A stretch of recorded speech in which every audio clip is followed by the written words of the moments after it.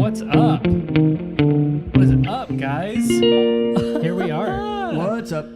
Wow. The day has finally arrived. It's been a day. It's been an evening. Yeah, it has. It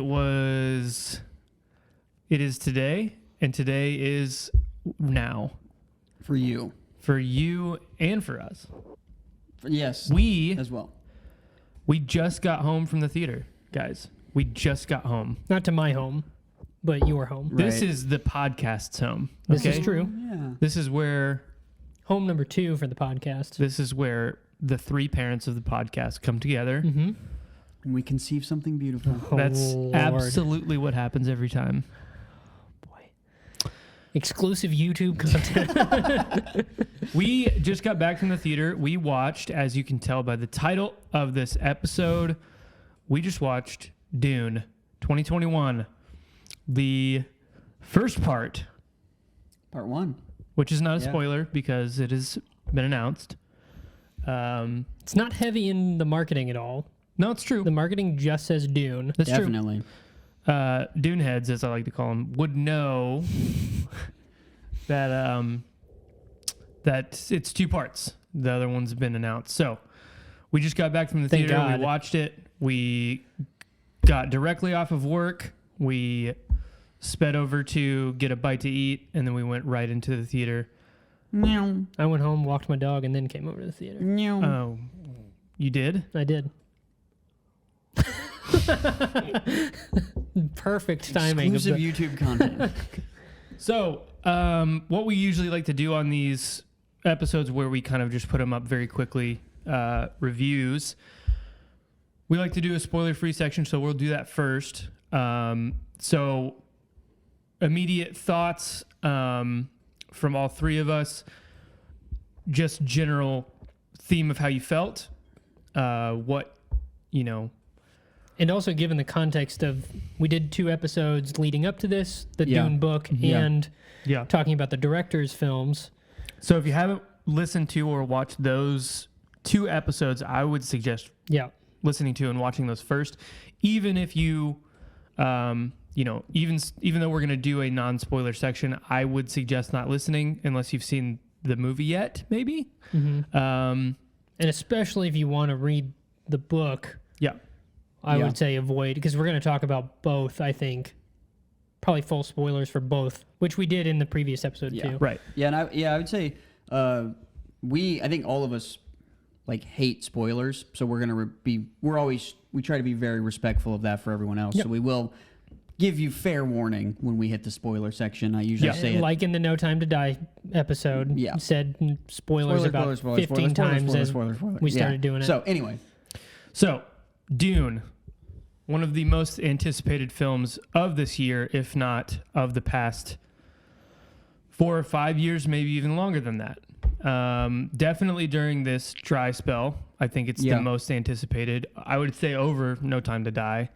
I think this is, for the movie-going world, the biggest event, biggest release, biggest casting. It's big. It was pretty hyped up for a while. So, Wesley, Mm-hmm. my brother. A lot of people don't know that. This is People my brother don't know right here. there's a- My don't know brother. that we're brothers. This is my brother. my brother. YouTube content. Wesley, Mm-hmm. generally, without going into specifics, Mm-hmm. what is your initial reaction to watching the film? Technically impressive in every aspect. Incredibly faithful to the book, surprisingly so. It was really accurate, at least scene to scene. I thought dialogue changed quite a bit in some scenes, but really accurate to what the book feels like, I think. Performances generally all really good. I thought Timothy was a little underwhelming in his performance, to be honest. Whoa! Um, Whoa! It's just in, folks. I've never been as big of a fan of his stuff as you have been. Okay. I think he's fine in terms of talent. I don't think he's mind-blowing or anything.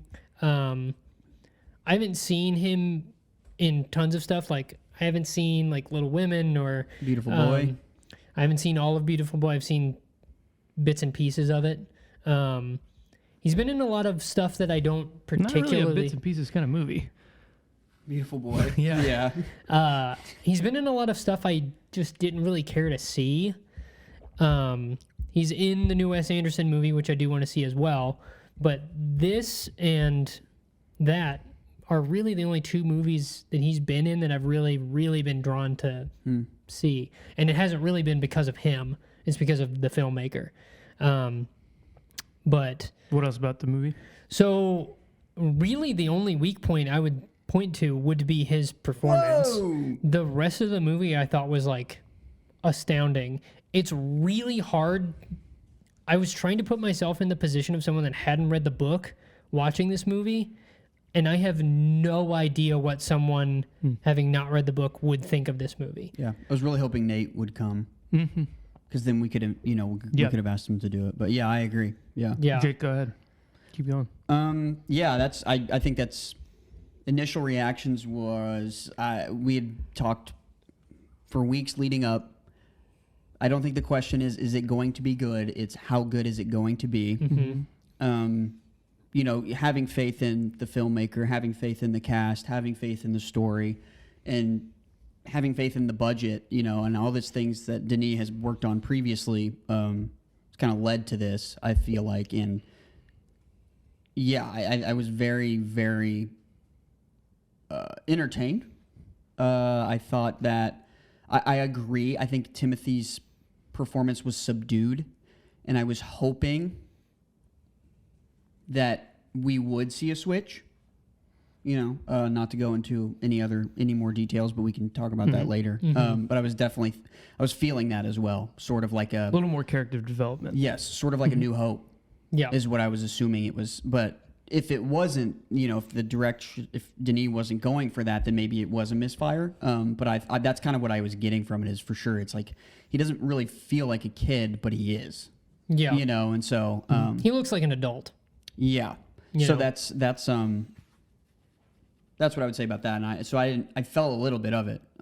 But I'd say the general feelings, lots of cool stuff. Like it was just a spectacle, and I'm struggling to talk about any specifics, but yeah, I would say Well, you were not a huge fan of the book. correct. So just generally without details, do you feel like this helped you understand the book? Like in retrospect at all? Did you understand what was going on within the movie? Yes. Okay. Yes. So it at least succeeded in that, whereas Yeah, the book didn't. For you. Yeah, and I think there was a lot of really cool. I don't know. We can talk about it later. Yeah. But yeah, I definitely enjoyed it. Yeah. I absolutely understand how someone that didn't read the book, lost, confused. I would 100% get that with this movie. Yeah, it's so hard to tell because we've read I know, it. yeah. I don't know. Like, to me, watching it, I go, this makes logical sense as to Yeah. like what's happening, but I don't know. I don't know if someone would be confused. definitely. If you have seen Dune and you're confused, let us know. Oh, I was just showing. We got newer mugs. If you want one, if you want to buy one, it'll still just be the sticker on it though that we sell you. What did you think? You were freaking out the whole time. General thoughts, general. So I think, and I'm trying to avoid being too, speaking in too much hyperbole and saying that it is. It's always tough because it could seem knee jerky, right? Yeah, because Yeah. I mean it's been 30 minutes. Yeah. So I think it is one of the most precise films I've seen in my recent memory of watching something in theaters. I think that's the word that kept coming back to me as I was watching it, is precision. The reason I think that makes it very good is because that's what the story is. The story is written with precision. That's what Frank Herbert brings to the novel. That's what I enjoyed about it. And I think the film matched that. It is spectacular. Like Jake said, there's no question this movie needs to be watched on the biggest screen possible. Jay Brown. It Jay is Brown. visually... Don't watch it on the plane, Jay. Visually mind-blowing. And immaculately edited and shot. I think one thing we should say is, unfortunately, the projection was not very good. Correct. It was, the bulb is about to go out in our projector that we were watching on. We saw it in. It was flashing quite a bit. And it looked like it was darker than the movie intended it to be. That being said, if we still thought it was mind-blowing, Yeah, that's telling. yeah, I feel like that means something. It's special. I want to see it in IMAX so bad. In terms of the story, you are correct, Wes. I only thought one time that it wasn't doing something that going along the lines of the book, and that was it. The entire film was not only, and this is the first time I've ever experienced this, watching an adaptation in the theater of a book. It is the closest thing to the way I've imagined a novel. I mean, exactly. Yeah. Visually, tone, Which is impressive Timing. too, because the book doesn't describe all of that correct. stuff. It's nothing to do with, it is happenstance. It's not a like, He nailed it. right. Yeah. It's not that. It is, for some reason, exactly what I imagined. Are you Denis Villeneuve? I don't know. Or And you Eric read it a Roth? long time ago too, so Yeah. it wasn't like No. I saw some images. I mean, a and, great example is, and this is in the trailer, so it's not, the Baron looks exactly, besides something in apparatus that he has, he looked exactly how I imagined him. I Yeah. mean, precisely. It's hard for me because, and probably you, we saw images of this adaptation before we started yeah. reading. So I was imagining the actors in those roles Yeah. To some extent. But yeah, Anyway, that's so interesting. to sum those things up, accuracy, like Yeah. Wes said, precision for me is what came to my mind. Spectacle, maybe for you, Jake, Yeah. is kind of the main Yeah. takeaway that you had. It's also hard to say in terms of whether it was a satisfying narrative because it's half. Correct. It really is half of the book. Yeah. Like, so it can't really be fully assessed until the second half comes out. I don't think, narratively speaking. Correct. But if this is any indication, it's going to be fine. Which Like, I think it's is going to be. It's in good always hands. very difficult to do. 2 movies. I think 3 is just so much more natural for a story. Yeah, you can divide it into acts. Halved movies and stories are really difficult, I think, to... You can pull the same story off. Let's say it's the same runtime total between 3 movies or 2. Something about the 3-act structure just hits better with human beings, like with Yeah. what you're used to. So it's going to be interesting to see if he pulls off a really good narrative. And how second he's going to half. pull a 3-act structure out of what is left in the book. Yeah. Because what is left in the book is oddly structured, you know. Yeah. So, Anyway, those, I think, sum up our initial reactions. We can talk about the theater a little bit. There was, I don't know, 20-something people, maybe 20 people in there at 6:00 on a Thursday. I would say showing. probably right around there. Yeah, because there was 6 seats sold, like pretty close to when I left work, in the back left corner, and then we were 11. Our group was 5 people. Yeah. We were 11. So yeah, I'd say somewhere around there. Yeah, Yeah. 20, 25. I don't think we should give it a number ranking. I think I don't know. I think it's too hard to tell this soon. I would hesitate to give it a number ranking What's this great, soon after. I know, but what's great is like people that watch this or listen to them this close to release, and I guess I don't know when people are going to be listening or watching, but it's like what's so great about like content like this is like that's what people want. The number But rating. we're like trying to be like even keel about it, which is great because that's how you should. Sure. Like, but you know, someone gets on YouTube 5 minutes after they see a movie. What do they think?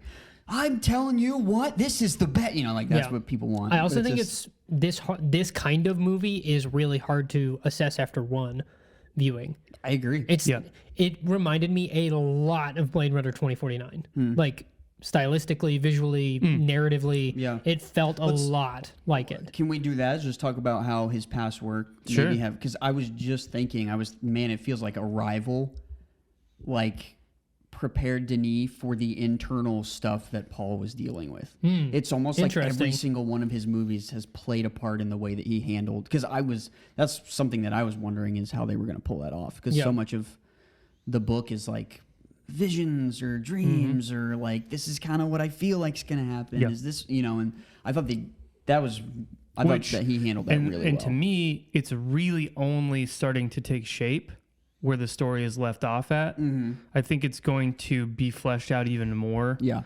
in that second half. I think that's the feeling I got in the last vision. So there's a few visions that he has. Spoilers. I'm not going to say anything about the Yeah. visions, but there are visions that Paul has, the main character, throughout the film. They become,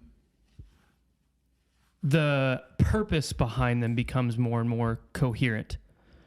And I think we'll get there. more and more cohesion in that second half for those. We'll see. But yeah, what you were saying, Jake, I agree. I think to me the pace and the visual style felt like a direct continuation of Blade Runner 2049. It felt like it could take place in the same world as Blade Runner 2049, to be honest. Like Just 8,000 years later. yeah, exactly. Which I don't think is a bad thing. Yeah. I think there's influence from Dune on Blade Runner Yeah. in some ways. Are you talking about wardrobe and lighting Yeah. and Set design I can is a feel big. that. I'm sure he had the same set designer. I would be shocked if it was someone different. Yeah. I know it wasn't Roger Deakins, and you can kind of probably tell some of that in terms of color use and whatnot. But composition, shot composition, felt very similar. It seemed like Denis learned a lot from making Blade Runner Yeah. into this. Well, they're just very similar, like, Feels. you know, if you fracture it into uber science fiction, futuristic, bordering on fantasy. bordering on fantasy, those you naturally shave off a bunch of other stuff, Yeah. and they come very close to each other. I Right. think Dune and Blade Runner. Yeah. So it makes sense. I don't think it. It's not a bad thing. No, I don't think it was derivative. I think it's. It feels like him. The first time I saw anything on it, it had its own language to me visually. The first teaser I saw, I was like, "That's it." I mean, it looks like Denis. Obviously, it's Sure. got his signatures. It's got things in it that are clearly him. And maybe it's the Hans Zimmer thing too. Like That's not a the spoiler. slow I do want to talk about that. To me, that's the weakest part of the film is the score. The score is uninspired. To me, it is, and maybe it's not supposed to be. Maybe it's very minimalistic for a reason. Lots of whispering. I mean, some of that you can tell is on purpose because the FX in the mix are a lot higher. So if there's a combat sequence, the hits and the punches are way up. A lot of times too, And there's you not couldn't- even score to Right, some exactly. of the combat. So, and that's a really cool thing. I love when movies do that. I Yeah. think it is so much more intense. One thing I would also point to as being a slight weak spot, the action, quote unquote, in it didn't feel super visceral to me or like impactful. Some did. Yeah. But as compared to the way he directed action in Blade Runner, Yeah. the action in Blade Runner like punches you. And I agree with you, but I am going to tell you why that's a positive. Because In the spoiler section. in the spoiler section. Yeah, in the spoiler section, actually, that would be Don't forget. kind of some spoilers. Yeah. So do Yeah. we want to say, I mean, I think we'll all give it a thumbs up, go see it. Oh, gosh, yes. If you're going to check out now because of spoilers, go see it and come back. Yep. This is the spoiler section. Spoilers. Please, The please spoiler don't listen. section. If you care, if you don't care, then listen, please. And thanks for liking and subscribing, and tell your friends. And order 500 of these mugs. Even though you can't. You can't do it. They're going to be $700 each. And order 500 of them. Let's Or stop. you can get the $10 one with a sticker on it. Or you can. Almost some of the proceeds will go to the charity of your We'll choice. sell off our original mugs for a lot of money. Yeah. And There's this is DNA in And those. this is a spoiler section. You could literally replicate all three of us Spoilers. with And that this is DNA. the spoiler section. Spoilers. And this is, speaking of replications, so Blade Runner. Spoilers for Blade Runner. Okay. Let us We're not even going to edit this one. This is what's so great about it. let us dissect the film. Let's talk about first. Let's go into detail on the visuals because it's such a heavy puller or carrier of the Draw to it. draw of it. The movie is Let us. It's all right, buddy. visual spectacle. Uh, So let's talk about that the specifically. design of everything is so good. The look of every ship, every costume, every building is like astounding. And the way it's shot, I think he intentionally did a very flat shot color-wise, very stark, which fits. Shooting this like Blade Runner 2049 with that level of color would not work for Dune, Right. I don't think. Really, the only true color that pops is the eyes of the Freeman. Yep. Everything else is browns and blacks and Or grays. if there's any blood, that I've Right. noticed that pops a lot.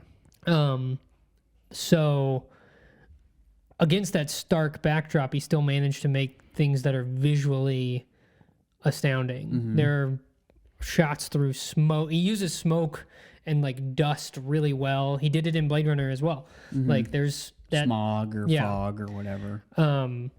but he uses physical things in the frame to create an effect, like smoke or fog or whatever. But yeah, I thought the design of everything was like incredible. The movement of everything was really cool. And yeah, it was just visually really impressive. There were some scenes that were pretty straightforward looking, not in a bad way, but and I really wish the projection was better because I feel like that hindered some of those scenes that might otherwise be really classy looking as just like bland a little bit. Yeah. But every It could have big- drained some of the color too. yeah, every big shot of something was like impressive. And the most impressive, I think, was the raid on the city Yeah. by the Harkonnens in the Empire. Was like so cool. Jake? And Yeah. I think I thought it was cool to look at. I mean, just in terms of visuals. I mean, yeah, I thought the ornithopters, like, those were really cool. The way that he shot and colored the visions, and the dreams and stuff were really cool. I don't think I have much more to add in terms of visuals. I would just be making stuff up to sound a certain way. yeah. I would just say that it's fun to watch. I mean, it just there are multiple shots where you're just like, and it feels huge, even though Yeah. it wasn't an IMAX, you know, which is cool. Yeah. So Yeah, I mean, I would say specifically, even though it's not necessarily strictly a visual thing, but it is the thing about it is when you're trying to adapt a book, everything becomes visual, right? So like when they're using the Bene Gesserit voice, that becomes a visual thing. Mm-hmm. It becomes something that you experience. So you have to marry the audio and the visual. And I thought things like that are, they live in the book as part of the world. Those decisions, every one of them was knocked out of the park. Mm-hmm. I thought the voice was insanely good. Yeah. Just a great decision. The little details of like The Mentat. Yeah, the Mentat. Like it's They only such did a, it once. It's such a I know. subtle. So cool. I know. The subtlety, I think, is, and he's done that throughout his films. The subtlety of his design, So of great. it's spectacular, but it's still subtle somehow. Mm-hmm. That's what when I leaned over to Peyton. What's his name? What's the Mentat's name? Thurfer. He's Hawat. like Duke walks up to Thurfer. He's like, "How are you today, Thurfer?" And I was like, "Fine." Yeah. Like he has to think about it or something. Yeah, it's a Calculate calculate 97%. The thing that, I mean, it's not that crazy. Again, the thing to me is it just perfectly captured what I was imagining, like the Thopter. It's the flying device that most everyone uses on Arrakis. It's like a dragonfly. And it's exactly how I imagined it. Yeah. And again, the thing about it is like Herbert doesn't give a lot to Denis and the writers and the designers to, go directly to. So Well- there's a lot that they had to, bring their own imagination to. Yeah. Well, on the ornithopter point, like the exterior is exactly what I imagined. What I did not imagine and what they added to it as filmmakers that I thought was really cool was the mechanics of the inside. Mm-hmm. It feels like a real thing with like mechanical dials and switches and stuff. Yeah. It's not digital. Yeah. Because in the world of Dune, there is no computer Correct. AI stuff. It's all physical mechanics. Yeah. So it has like real plane stuff in it, like Yeah. switches and dials and Were any And- of the ships minis? miniatures. Yeah. I don't know. I couldn't. I mean, sometimes it looked so I Some see real. what you're saying. one I of the mean, explosions of the ships in the raid looked like it could have been a miniature. I mean, I couldn't. I'm sure he used miniatures of some kind. He did in Blade crazy. Runner too. So Yeah. It looked so good. There's a thousand shots that we could talk about. I would say there's one scene that makes it not perfect, and it's during a vision, and it's a computer generated scene of Oh Paul. yeah, for sure, And definitely. it's the only it looks it's so weird. sad because it is the only shot. It's the only shot that just the effect of his face when it Yeah. opens. his entire body is CG in that. That it all looked weird Yeah, to me, it's and I CG. couldn't tell why. And even with Strangers, that's in promo material. Yeah. which My thing it's is, always been weird. It must have been a pickup, or it must have not been shot during principal photography or something. Wait, so that whole one shot of him fighting, his Fighting. body is CG? It's CG. I did not notice that it was. I Until the end. definitely I noticed starkly it. did. Yeah, it just. I don't know what Interesting. it was about it, so I can't. Be like, "Ooh, I but- physically like snapped my fingers, like, dang, it was so close to being immaculate. And it doesn't mean like it can't be CG. It just wasn't good enough to pass. I also don't think. wonder if it would look better on good projection. It could, but I mean, I will say that's been the in face promos, effect, and every time we see it, it looks like the Star Wars effect of Leia and Luke. Yeah. And the it's- face effect is rough in that. Yeah, that's so strange. Yeah. One thing I will say, you made me think of it mentioning the Mentat. Awesome. Narratively, I mean, we've kind of covered. Yeah, It's let's talk visually narratively. astounding. Let's talk story wise. Someone not having read the book, I think would still have no idea what a Mentat is, Mm-hmm. and wouldn't know that Thurfer Hawat is a Mentat, and wouldn't know why he rolled his eyes back. They Yeah. would sort of get it like he's calculating yeah. something. Like, I don't think they would understand that at all, and Yeah. I don't think that's a narrative failing. I don't think, as of right now, it hasn't been necessary for the audience to Right. know what it is, but. That's one example where I'm wondering if, for an outside viewer, there's gonna be a good number of things where they're A like, lot of 'em. "I don't know what this Yeah, is." for sure. My thing is, what movie have you ever seen that you want that to happen? Why would you watch it if they just told you exactly what everything was? Because I think the weakest parts of this movie are when they're explaining things. When they're explaining what the Bene Gesserit are. It's very exposition heavy, especially at the beginning, too. And it's it to a point where they do it as good as you could with that much, with the amount that they have, but they do it too much. And I think that's the main narrative weakness is too much explanation. There's no explanation. There's a one-sentence explanation of the Force in Star Wars. And you see it before you know about it. So I think it's really difficult for us because we've read the book. So it's like, and again, you said it, I feel like it's impossible to think of yourself watching this with imagining yourself not reading the book. Mm-hmm. So I agree with you. I 100% agree with you. See, I did not feel like it was overly done explaining things. I felt like it, for an outside viewer, my guess would be it would still be underexplained. Yeah, absolutely, for sure. I don't think they overdid it. There was maybe one or two lines here and there where I felt like that's on the nose. Well, when Jessica's like, he locked the door. It's like, that was the one. That was the one line where I was like, yeah, we get it. Yeah, like, that was a flat line. But that's not exposition. That's just like, I know. Yeah, unnecessary, really. Yeah, but I think she said that in the book, though. I'm just kidding. No idea. Imagine if somebody was page like 272. If there was a Dune fan out there that was like, yes, they got the door line. One other thing I was gonna say, script wise, I felt like there were some moments where dialogue changed for the movie from the book. Mm-hmm. Obviously, the dialogue in the book, if you were to just put it from one to the other, would feel really unnatural. Mm-hmm. There are a handful of lines and interactions that feel very our world.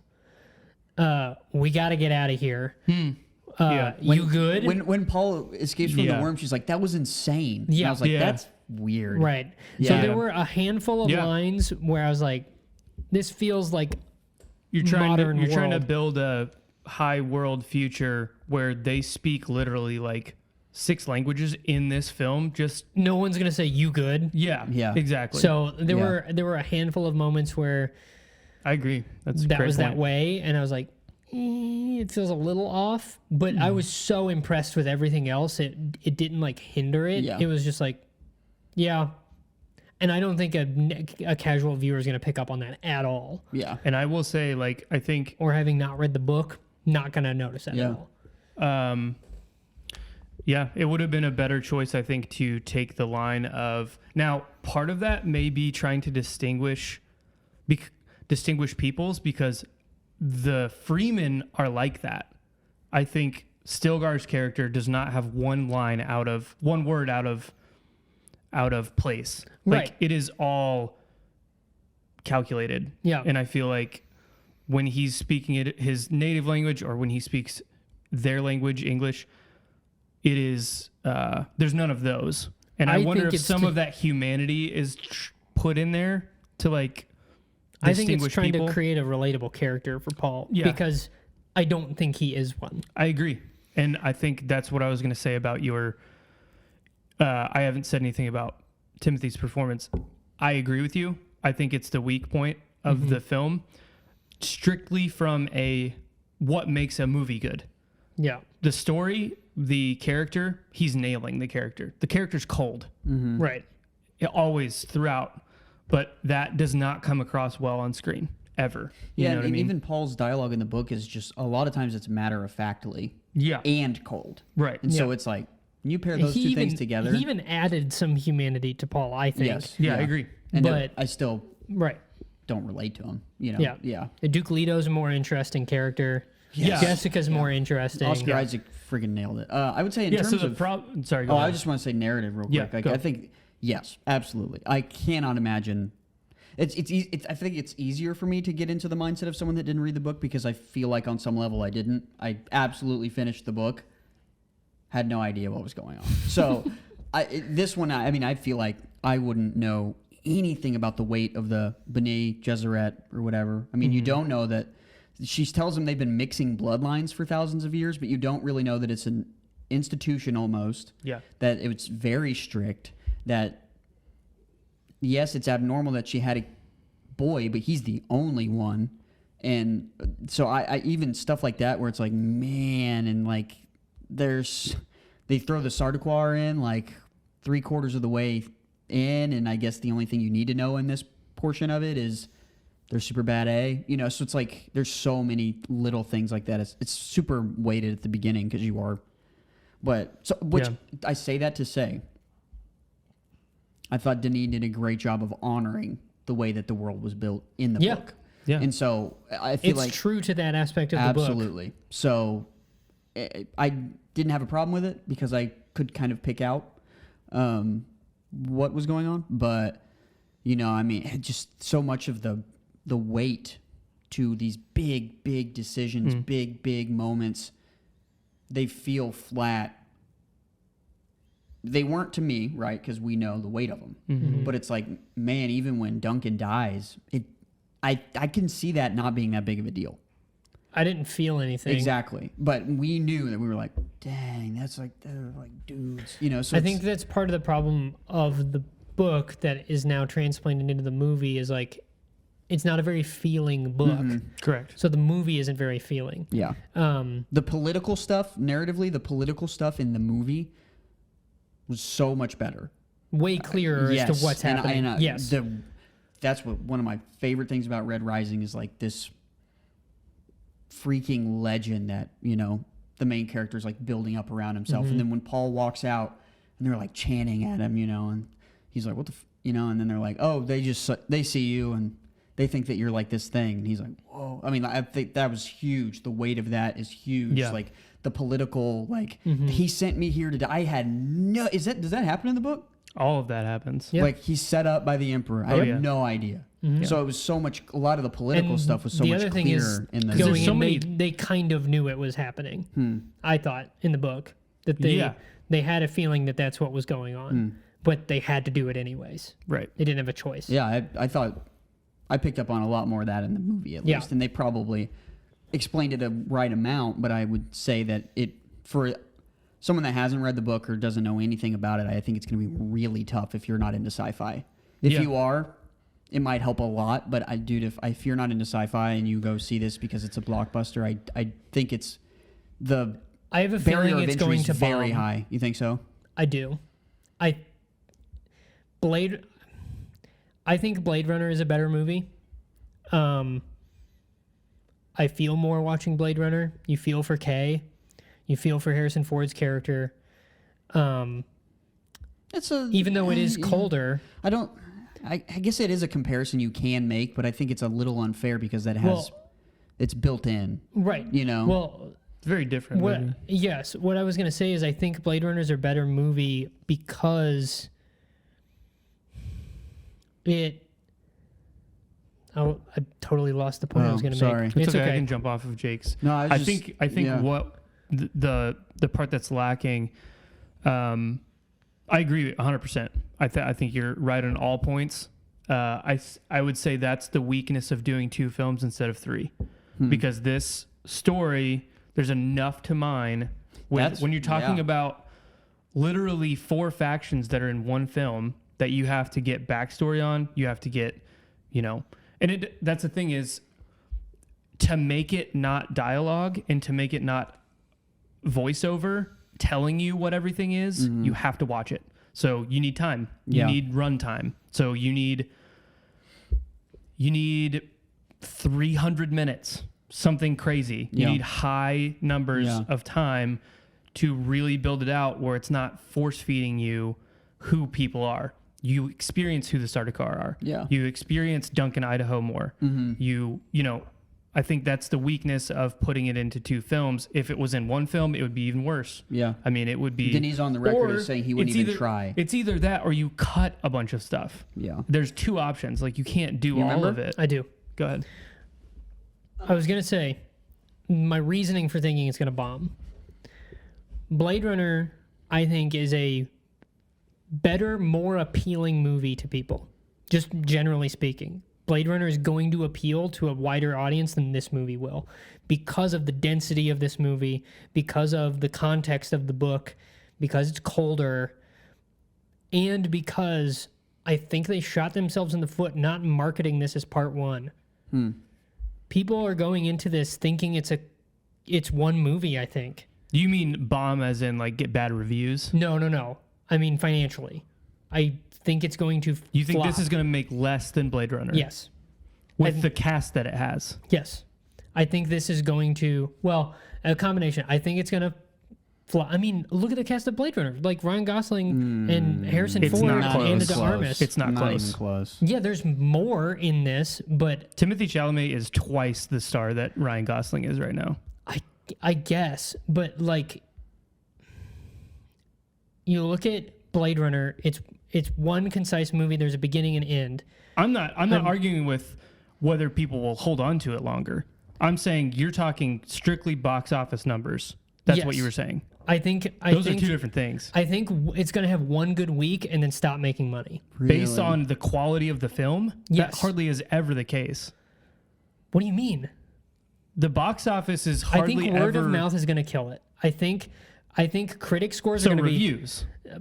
yes. Okay. But I From think critic people like scores me are and you. I think critic Yeah. scores are going to be super high. Audience scores are going to be real low. Okay. Blade Runner was a little bit more like that, but I think this is going to do worse. Interesting. Not deservingly so. I think it's a really great movie, but I think critics are going to love it. Audiences are going to go, "What is this?" Yeah, and 'cause- also, why is it just part one? That's the thing is, it's such a fine... It's the tipping point. It's like... It's either what is this or you buy in. You know what I mean? Like you have to... It's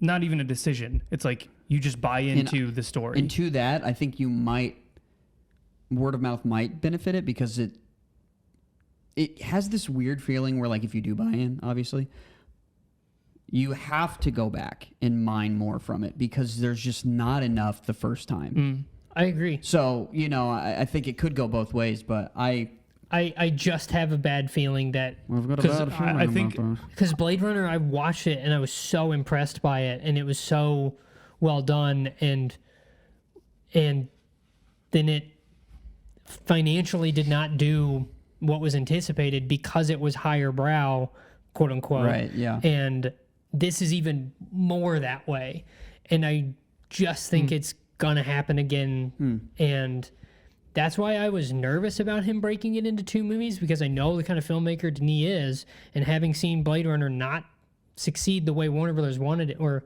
I don't know if it was Warner Brothers, but the studio wanted it to, I was really nervous that he was going to make this part one and then it's not going to do well financially, and then they're not going to do part two, which is why I was so nervous. So for so long they had not said definitively that we're going to do part two, and they're not marketing it as we're going to do part two. Like, Yeah. I would find it very difficult to believe that they didn't already shoot. That they didn't shoot both films at the same they time. That That was the crazy thing, is they That didn't. is crazy. That's for sure that they haven't shot. I read I read an interview with Denis that he was excited to make the second part because of working with Zendaya more or whatever. I will say That's insane because that was 2 years ago. Yeah. I would say it's crazy because narratively, like, yes, we know, like, we were taking bets, and Pate's hosting today because he actually guessed won the right. bet. He guessed when the film would end. So congratulations. At what point in the book the film would end? Yeah. He didn't say and now. So yeah. I guess get it now. Yeah. No, I think because even in terms of the movie, because in most movies, and then it ends. This one is like, and then it ends. You know, like, it's a really, really cool duel at the end. Like, it's a really important part of the book and movie, but it's like, I mean, that's not there's no lead up.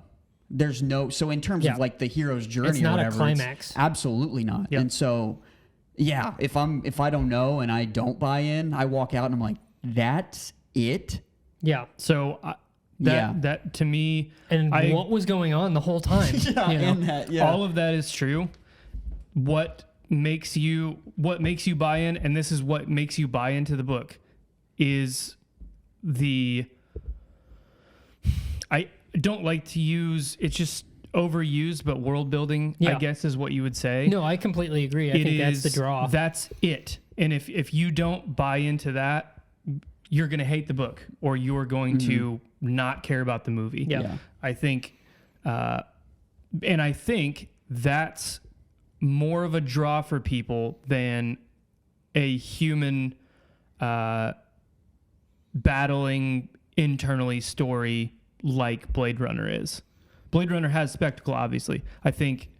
but again, Blade Runner didn't succeed, technically speaking, like in terms of the industry's standard of succeeding. And audiences weren't crazy about it. But how many movies have bombed on box office and then they become huge? Blade Runner, when it came out, original Blade Runner was not big. That's true.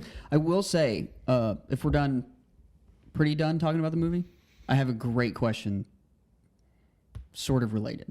Okay. If it does bomb, not make money, not make as much profit as they were hoping or whatever. Because the studio has a goal. Yeah. How... Sure, people that love Denis movies will love it, but how many chances does he get to make a hit then? At what point? If it's a critical success, I think he's fine. You think it'll be okay? Yeah. And... But how does... I mean, that doesn't mean it came out in the black. Everything before Blade Runner was a success. And you could even say Blade Runner was a success. Depending on who you ask and why. And critical reviews and nominations for stuff. Yeah. And if this gets nominations for stuff, then the finances don't matter specifically for Denis' career. It might matter for the Dune franchise going forward. They might tank the show or whatever that's being developed. But though I think that's already being shot. I'm not exactly sure. But he's also directing it, so I know he's just directing the pilot, he's directing some of it. Yeah. Anyway, that's what I was just curious. We can talk about the movie again, but I was like, how many? I mean, in terms of dollars and cents, when you're messing with studios' money, how many chances can you get really? Like, oh yeah, Denis, that's great. They loved your movie, but we need to make money. You know, I just don't know. Yeah, it depends on. I mean, I'm sure he'll get other offers to do stuff. I'm sure some of Spielberg's movies have made less money than others. There's ups Nolan's and downs. movies had made less money than others. Tenet was technically a flop, but there's a lot of things going into that. Yeah, beyond the movie. Yeah. But yeah, all of that to say is an amazing feat of filmmaking and adapting a book that's hard to adapt. Like, they did about as good of a job as I think you can possibly do. I think problems with this movie in particular are transposed from the book. Like, if you have the problems with the book, you're going to have the problems with the movies. I think the movie improves on the understandability of the narrative. Yeah. And some of that might be redeemed in the second part too. I mean, we're saying, well, that didn't really pay off. That's or the other whatever. thing. It's so hard to judge right now because it's half of the story. It's not literally, and that's what I was trying to say. Is like, it does not. There's no like, we got to get him from here to here by the end. It's like, and that's what I was going to say about the combat. Jake brought up the duel at the end. I think the reason that the combat doesn't feel the same way or feel visceral, it is Zach. It is extremely realistic. I think that it is quick. It does not linger on combat. When Duncan Idaho kills somebody, it's one sword hit and he's dead. It is not because, and the reason why that's really good in comparison to, especially when you're talking about the Freeman, they do not waste energy. So every slice that Jamie's throws is trying to kill him. He does not, there's no waste of anything. And that comes across to me in combat. It is, I mean, it's a minute. It might be that long. The duel at the end? It's drawn out by some Paul lingering slow-mo. Yeah. But it is not much. Yeah. And I also to me, think that's what it also separates itself from other films in combat. I think that's what makes it a strong point. I think the other thing for me though was the shield. I think buffered any kind of like impact that the action might have had, and like I said, it being PG-13, it's not that it should be more violent. It has the tone of a movie that should be more violent. If that makes any sense. Like the Harkonnens should be more brutal. I feel like the warfare going on should be a bit more bloody. Like it felt a little bloodless at times, but it had the air of a movie that would have that. It had the air of a rated R movie. Constantly looking over your shoulder, like who can I trust, who can I can't. Right. Everyone, there's a guy that's been hidden in this wall for 6 weeks trying to, it's like all of this very big, dangerous stuff is happening, and then and the one sequence I felt like did have the visceral violence was when Duke Leto died, him breaking that tooth, and then the reaction of the guys in the room, and then you see the aftermath. Like literally, their eyes are gone, and so that had the punch of the violence, because the book is a very violent book. Yeah. But this movie, and I know it probably wasn't Denis' call. It was probably a thing like we're wanting to make it PG-13, bigger appeal, and I get it. I feel like it could have had a bit more punch to it. In terms of just feeling it a little bit more. I didn't mean it in terms of like it wasn't well done. Yeah. I just like because the Duncan, Idaho fight scene stuff was really good. It just felt a little bloodless. It felt like, and then the guy's dead. You don't see him. You don't see the impact of it, I guess. Maybe the pulse Take shield. it easy, Tarantino. Maybe the pulse shield catches the blood. Yeah, could No, maybe. But I will say I love how the visions don't match up to reality. Yeah. I think for your average moviegoer, when you see Zendaya, then you're like, dude, he can't trust her. But you and I know that he can. But it's like, I love that because it's a really good way to do. But I also don't think they explained it. It's like, Correct. wait, so he was supposed to die, I thought. It's like, I thought that was really cool for like, I kind of understand that he's seeing, And that's kind of what I mean in, I expect it to be more fleshed out in the second half explained dealing with the visions and back stuff. on what he was seeing. He was seeing multiple opportunities. He's seeing him dying in the different duel paths. and knows what not to do He's to seeing get him, there. him talk to Janice, and like That's that I doesn't also happen, love that too. Yeah. So But it takes a little bit of a sleuth to figure some of that out. There's a and lot I think going that's a good on. thing. I think that's a good thing. And in I the movie. do say, I think you're right. If you buy into it, you want to go see it again because you have to live in that world longer to understand it. Like you just and it's the little things. It's like it's the tent that catches the water. It's the those things are what make me like this film.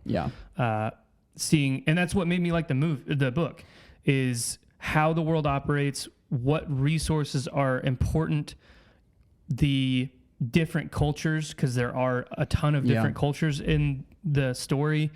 The religious aspects, again, are a huge part to why I love it. It's like you can translate a lot of this to real world, and I think that always makes a good story.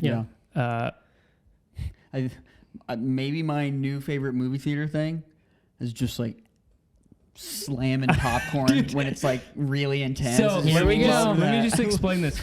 Me and Jake have now come up with a new thing, and whatever happens, whether we like this movie, whether it lasts, we will always have this. Yeah, that was so funny. multiple times I hear Peyton and So here we go. About halfway through the film, me and Jake started, and I don't even know which scene happened, but this film is so spectacular, like we were talking about.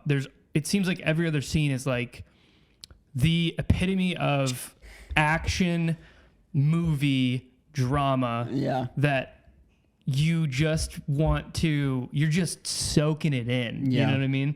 So what we kept doing was like every time a scene like this would happen, we would just really heavily dig into our popcorn and just you know, it's a thing where you're eating popcorn.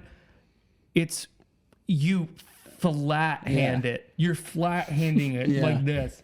Because you're seeing through your You're fingers. putting You so can't stop much. watching. You're putting so much in your mouth that you're flat handing it, and then you've got your candy, and you're going like. That was great. There was also a moment where, and Denis really good at like juxtaposition. So it's like something super. I think it's the storm scene. Yeah. The storm scene.